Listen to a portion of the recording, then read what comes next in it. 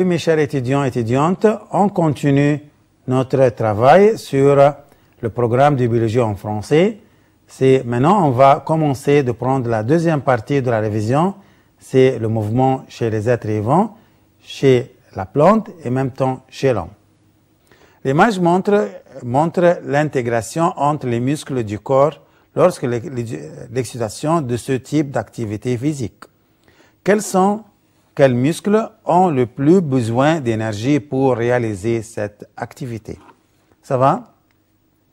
Est-ce que c'est le tronc et le pied ou les muscles intercostaux, bien sûr, ou le bras et les épaules ou les muscles du cou? On cherche quoi? Quels sont les muscles qui ont besoin plus d'énergie pendant cette activité? Ça va? Les personnes qui savent nager, ils connaissent bien cette réponse. C'est quoi, bien sûr?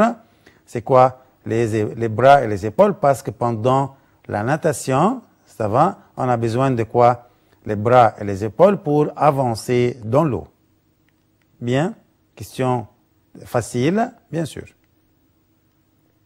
La figure ci-contre montre la structure d'une sarcomère dans un muscle squelettique. Ça va? Quel est le point de ressemblance entre les composants 2 et 3? Regardez bien. Vous connaissez bien que le muscle squelettique, c'est un muscle strié. Ça va? Bien sûr, il y en a des régions sombres, il y en a des régions claires. En même temps, les muscles striés sont formés de quoi? Des filaments d'actine et filaments de quoi? De myosine. Et bien sûr, filaments d'actine sont des filaments c'est-à-dire minces, et les filaments de quoi? De myosine sont des filaments quoi? Épaisses. Je cherche ici, c'est quoi? Quel est le point de ressemblance entre les composants 2 ou 3? Le pouvoir de se déplacer durant la contraction et le relâchement, ou il se trouve dans tous les genres des muscles, ou il se forme de quoi? De la même unité de structure, ou leur pouvoir de produire de quoi? Des liaisons transversales. Quelle est la relation? Qu'est-ce que c'est 2 et qu'est-ce que c'est 3? Bien sûr, 2, c'est quoi? Les filaments de quoi? Comme je vois ici, sont des filaments minces. Ça va? Minces, c'est-à-dire actine. Et 3 sont des filaments quoi? De myosine. Mais l'image est renversée, bien sûr. Quel est le point de ressemblance entre l'actine et myosine? Bien sûr, les deux se forment de la même unité de quoi? Structurale. Pourquoi les deux sont formés de la même unité structurale? Parce que c'est simplement les filaments d'actine et myosine sont des filaments protéiniques. Et quelle unité de structure des protéines sont bien sûr les acides quoi? Aminés. Ça, c'est une question très facile et très simple quand même. Les deux sont formés de quoi? Des acides aminés, soit actine, soit quoi? Myosine. La question suivante, c'est quoi? Étudiez le graphique qui représente 4 individus en cours plusieurs fois pour monter les escaliers.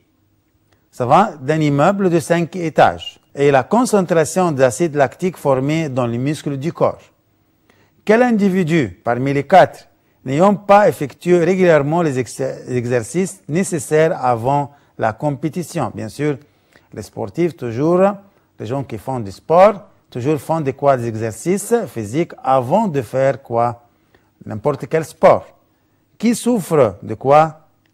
De cette personne. Regardez, A, c'est quoi? C'est A, le B, le C et le D. Quelle est la personne là? Bien sûr, c'est quoi? C'est A, ou D, ou c'est C, ou D, ou A, ou quoi? Ou B. Quelle est la personne qui souffre? Bien sûr, c'est quoi? C'est la personne qui sait pourquoi, parce que simplement, chez cette personne-là, il y en a quoi? Beaucoup de quoi? De concentration des acides lactiques. C'est-à-dire, ces muscles n'ont pas la capacité de quoi?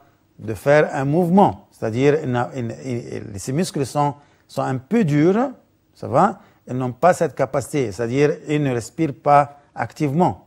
Ça va? Pour ça, ils souffrent de quoi? De la présence de l'acide lactique, parce cette personne n'est pas habituée de quoi? De faire des exercices. Étudiez toujours le graphique, comme on a dit une fois, que dans les examens, il y en a toujours des graphiques. Le graphique, c'est un moyen de poser les questions pour montrer comment l'élève peut relier entre les différentes informations. Le graphique représente la croissance de deux côtés d'une vrille. Vous connaissez bien que la vrille, c'est parmi les composants de quoi? Des plantes grimpantes, et les vrilles sont les moyens de quoi?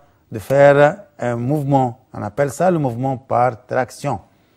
Si le trait, par exemple, un trait, c'est-à-dire direct, représente le côté de la vrille qui touche le support, et le trait coupé là représente le côté de la vrille qui ne touche pas le support. Qui peut déduire lequel des graphiques représente la croissance de deux côtés de la vrille en touchant un support externe? Vous connaissez bien. Là, on a 4 graphiques. Ça va dans la figure ici pour montrer quelle est la différence entre les deux. Bien sûr, c'est le D ou le C ou bien sûr le B ou quoi encore, le A. Regardez bien la question, c'est très important cette question-là. Ça va pour montrer, vous connaissez bien que la partie qui touche le support sécrète quoi? Moins des auxines. Mais la partie qui est loin de quoi? Du support sécrète plus de quoi? Des auxines pour causer l'allongement de quoi? De la tige pour faire quoi? Tourner autour du support. Bien sûr, la question c'est quoi? La réponse c'est numéro C comme vous voyez. Bien sûr, une petite quantité, mais de la partie qui est loin de quoi? Les deux, ils sécrètent des auxines, mais la partie qui est loin du quoi? Du support sécrète quoi? Une quantité plus grande que la partie qui touche le support. C'est une question très importante quand même, pour montrer la relation entre les auxines et bien sûr le mouvement par traction chez les plantes grimpantes. Regardez après, étudiez la figure ci-contre qui montre une synapse neuromusculaire. Puis répond par quel, soit singulier ou pluriel, numéro indique le rôle des ions de calcium dans la figure. Ça va? On a appris qu'est-ce que ça veut dire les synapses. Bien sûr, les synapses, ça se trouve, c'est une relation entre le quoi et quoi, entre l'appareil nerveux et même temps les muscles. Ça, c'est le quoi, le point de c'est où se trouvent les deux ensemble, soit muscles et la terminisation nerveuse de quoi? De neurones, on appelle ça le synapse. Les synapses, bien sûr, renferment quoi? C'est un bouton, renferment les quoi? Bien sûr, les pompes de calcium, même l'acétylcholine, etc., etc. On a déjà pris ça pendant la contraction musculaire. Mais la question ici, c'est quoi? Quel est le rôle des ions de calcium dans la figure? Bien sûr, quels sont les numéros qui indiquent le rôle? C'est numéros 3 et 4, ou 1 et 4, ou 1 seulement, ou quoi? Ou 4 seulement. Bien sûr, le schéma numéro 2 là représente quoi? Le relâchement. Ça va comme ça. Et le schéma numéro 3 représente quoi? Numéro 2, le 3, et en même temps, le 4 représente, le numéro 4 représente quoi? La contraction. Et numéro 1, ici, le calcium peut libérer l'acétylcholine. Ainsi, ça va, le calcium dit qu'il sort et libérer l'acétylcholine, qui est bien sûr de quoi? De la synapse nerveuse. Et en même temps, le numéro 3, c'est les muscles quoi? Dans le numéro 3, les muscles se relâchent.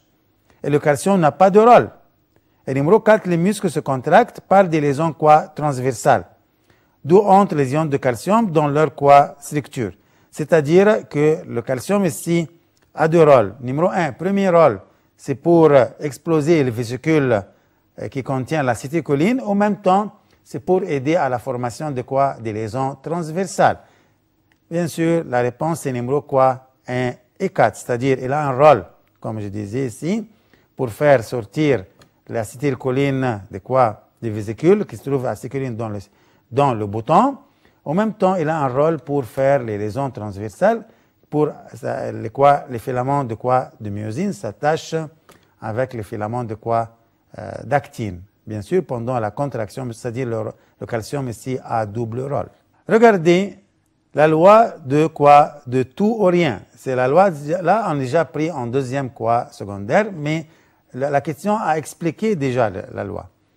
Et quoi est la loi qui organise la contraction musculaire et qui signifie que le muscle ne se contracte au moins que le stimulant est suffisant. C'est-à-dire le muscle, a besoin d'un stimulant. Ça va comme ça pour se contracter. Tout ou rien. S'il est faible, on ne peut pas, le muscle ne peut pas se contracter. Pour déclencher la contraction, ainsi les muscles se contractent, ça va à sa force maximale dès qu'il reçoit l'influx nerveux. Si deux muscles identiques sont exposés aux deux stimulants suffisants, c'est-à-dire les deux stimulants sont suffisants pour se contracter, pour les exciter, mais la force du premier stimulant est le double de deuxième stimulant. La question c'est quoi? Quelle est la conséquence de ce cas? C'est la contraction de deux muscles sera de même degré, ça va, même si un est plus fort que l'autre, ou la contraction de deuxième muscle sera le double de la contraction du premier muscle, ou le premier muscle se contracte et le deuxième muscle ne se contracte pas. La contraction du premier muscle sera le double de la contraction du deuxième muscle. Réfléchissez bien à cette question. Ça va? Bien sûr, la réponse est la contraction de deux muscles sera de même degré, parce que ici on subit la loi tout ou rien, c'est-à-dire on a besoin d'un stimulant. Si le stimulant est suffisant, bien sûr, ça va, les deux muscles se contractent de même degré. Ça va? Même s'il y en a qu'un stimulant est plus fort que l'autre. Mais les deux sont suffisants. C'est-à-dire les deux muscles seront contractés de même manière. La question ici a besoin de réfléchir un peu. La question suivante est si, pendant la respiration aérobie, c'est-à-dire en présence d'oxygène, d'un muscle squelettique, la quantité d'énergie obtenue de la décomposition de molécules de glucose est 38 ATP. On a déjà pris cette information en avant. Alors qu'il se produit de la même molécule, 2 molécules ATP seulement, et 2 molécules acide lactique pendant la respiration anaérobie, c'est-à-dire en absence de l'oxygène. Le graphique suivant représente les quantités d'ATP, monnaie d'énergie, c'est-à-dire, et l'acide lactique pendant l'activité d'un muscle squelettique. Regardez bien, le graphique suivant représente les quantités d'ATP et l'acide lactique pendant l'activité d'un muscle squelettique. Ici, on discute quoi? Regardez. Quel est le rapport? Ça va? Entre quoi et quoi? Le rapport entre la quantité de glucose consommée par le muscle pendant son activité normale et la quantité consommée pendant la fatigue musculaire. Regardez, c'est très clair ici. Bien, le graphique montre l'information. Le muscle pendant l'activité est normale et le muscle fatigué. Bien, et la quantité de l'ATP représente la colonne jaune et l'acide lactique représente la colonne rouge. Bien, on cherche ici le rapport dans la quantité de glucose consommée par le muscle. C'est rapport 1 à 2 ou 19 à 1 ou 1 à 1 ou bien sûr 1 à 19. Regardez, on a besoin de réfléchir dans cette question. Bien sûr, c'est quoi?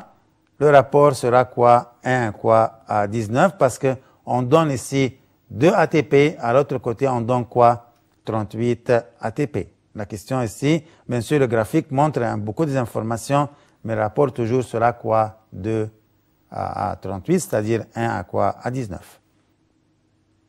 Étudiez le graphique ci-contre qui montre la vitesse de croissance de deux côtés de la vrille, d'une plante grimpante, puis détermine qu'est-ce qu'on peut déduire de ce graphique. Première question, la vrille n'a pas trouvé le support convenable. La vrille est en train de chercher un support, ou la vrille est enroulée autour du support, ou la plante croît verticalement vers le haut. Regardez le graphique ici. Ça va? Regardez bien. Toujours on dit que la vrille a deux parties qui touchent le support et qui ne touchent pas le support. Ça va? Et les deux, bien sûr, ont des croissances différentes. Mais si, du plan de grimpante, on peut dire qu'est-ce qu'on déduit de ce graphique? Regardez ici que la quantité la vitesse de croissance diminue petit à petit. Avec le temps, ça diminue. La vitesse de quoi? De croissance diminue. Ça dit quoi? Simplement, la réponse c'est quoi? Que la vrille n'a pas trouvé le support quoi convenable. Pourquoi la vrille n'a pas trouvé le support convenable? Simplement parce que si la vrille ne trouve pas le support convenable, ça commence à quoi? Son croissance diminue, à la fin c'est flétri, c'est-à-dire la vrille meurt. Bien, c'est-à-dire sa croissance diminue parce que la vrille ne trouve pas le support. Dès qu'elle trouve la vrille du support, commence à sécréter, à grandir à cause de quoi? Des auxines. Et ça, le graphique montre que simplement la croissance diminue jusqu'à que la croissance s'arrête, c'est-à-dire que la vrille meurt. Simplement, c'est la réponse c'est numéro A. La question suivante.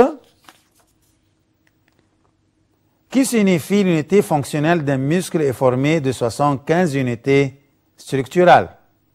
Qu'est-ce que ça veut dire ça? L'unité motrice est formée de 5 à 75 fibres musculaires où la présence de 75 nerfs moteurs qui nourrissent l'unité motrice.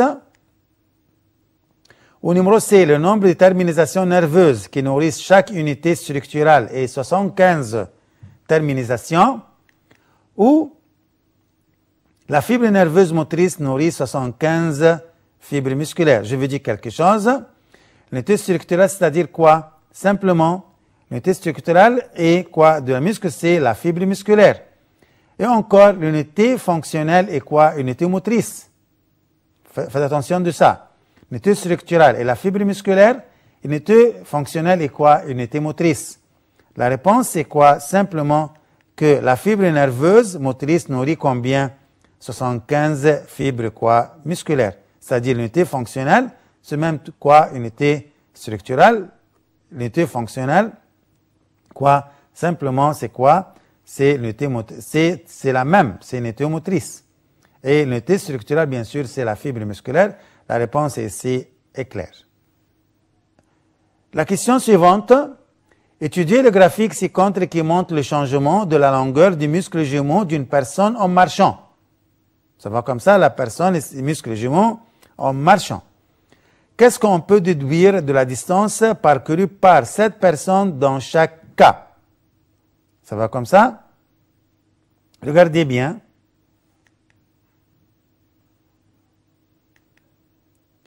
La distance dans le cas A est plus courte que le cas B, où les deux distances sont égales dans les deux cas A et B. Il n'y a pas de relation entre le changement de la longueur du muscle jumeau de la distance parcourue, où la distance dans le cas A est plus longue que le cas B. Regardez bien la figure. Ça va? On a A, on a quoi encore quoi? B et la longueur du muscle et le temps. Ça va? La réponse c'est quoi? C'est bien sûr la distance dans le cas A est plus longue que le cas quoi? B. Pourquoi? Parce que le mouvement A, c'est la contraction-relâchement du muscle jumeau est plus rapide. Bien sûr, ainsi il se déplace rapidement et parcourt une grande distance. Mais dans le cas B, il a quoi? Il a une fatigue musculaire. Ça va? Et plus de temps se contracte. Il marche quoi? Lentement. Ainsi, une petite distance de quoi? Au contraire du cas quoi? A. Ça va? Regardez bien le graphique et ça se montre quoi? La réponse correcte. Étudiez les graphiques ci-contre qui montrent la force de deux jambes de soutien A et B dans la plante puis déduit. Quelle est la différence entre les deux soutiens A et B? Le soutien A dépend de la précipitation de nouvelles matières sur les parois des cellules, alors que le soutien B dépend de la présence de l'eau dans la vacuole, où le soutien A concerne la paroi cellulaire seulement, où le soutien A est temporaire et le soutien B est permanent, où le soutien A protège et fournit aux cellules quoi? Une rigidité. Regardez bien A et B. Et comme vous voyez, B est quoi? Est permanent, ça ne change pas. Mais A varie, quelquefois il augmente et quelquefois encore quoi? Diminue. La réponse est bien sûr, c'est quoi? Le soutien A est temporaire, le soutien B est permanent parce que le soutien B, pendant le temps, ça ne change pas, mais A varie avec le temps. Une personne a gardé son équilibre lorsque de l'arrêt subi d'un métro. Ça va, même le métro s'arrête une fois et la personne a gardé son équilibre. Détermine le responsable de cet équilibre. Est-ce que c'est la contraction des muscles lisses ou le lâchement des muscles lisses ou le lâchement des muscles cardiaques ou bien sûr la contraction des muscles volontaires? Parce qu'on est quoi? On se trouve dans le train, c'est-à-dire ou le métro, qui contrôle, que nous serons debout toujours bien sûr. C'est que la réponse c'est la contraction des muscles quoi? Volontaires qui se trouvent dans les quoi? Dans les pieds par exemple pour garder les quoi? L'équilibre. La question suivante. Le schéma montre la structure d'un muscle squelettique, ce qui distingue le composant 1. Regardez, je vais d'abord mettre quoi? Le schéma ici. Est-ce que c'est sa capacité de se contracter et se relâcher de soi-même, automatiquement, c'est-à-dire autonomie, ou entouré par une membrane, ou renferme plusieurs noyaux, ou se compose de quoi? De protéines. Vous voyez que ça, c'est numéro 1, c'est quoi? C'est la fibre musculaire. Et bien sûr, la fibre musculaire, dans le cas du muscle squelettique, c'est quoi? On a même pris le schéma là. Bien sûr, c'est quoi? C'est renferme plusieurs noyaux parce que simplement la fibre musculaire, dans le cas des muscles squelettiques, renferme plusieurs noyaux parce que c'est quoi? On appelle ça multinoyau. C'est-à-dire la fibre, même la seule fibre renferme plusieurs noyaux. Le muscle prend de l'influx nerveux en présence de l'ion quoi? Ça va? Le calcium ou le potassium ou le sodium ou bien sûr le fer. Le muscle répond de l'influx nerveux, c'est-à-dire quel est l'ion responsable de la contraction musculaire, par exemple dans notre cas du programme. Bien sûr, c'est quoi? Le sodium, parce que le sodium, c'est lui qui est responsable de quoi? De répondre aux stimulants nerveux. Bien sûr, vous avez pris comment les ions de sodium pénètrent à l'intérieur du muscle, c'est les ions de sodium qui causent la contraction musculaire. La question suivante. Parmi les facteurs suivants ne peut pas changer la direction de la croissance de la plante. C'est la lumière, la gravité, l'attraction terrestre, c'est-à-dire, ou le toucher, ou encore le quoi? L'humidité. Numéro 2, on peut même enlever, on écrit quoi? L'humidité. Bien, c'est bien sûr le toucher, parce que simplement le toucher n'a pas de quoi d'effet sur la direction de la croissance de la plante. Étudiez les tableaux qui montrent les résultats des examens de 3 personnes adultes de même âge. Quelle personne souffre de quoi? De manque. Regardez ici, simplement, manque de quoi? De hormone thyroxine, pardon, ce n'est pas écrit, mais je cherche ici le manque de quoi? De hormone thyroxine. Bien. Est-ce que vous voyez bien le tableau ici? La première son, le battement du cœur 55, la pression sanguine 100 à 80, le poids 150. La deuxième, le battement du cœur c'est 80, la pression sanguine c'est 130 et 90 et son poids c'est 70. La troisième personne c'est quoi? C'est le battement du cœur c'est 75 et 150 à 90 et son poids c'est 70.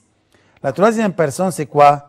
C'est le battement du cœur, c'est 75 et 150 à 90.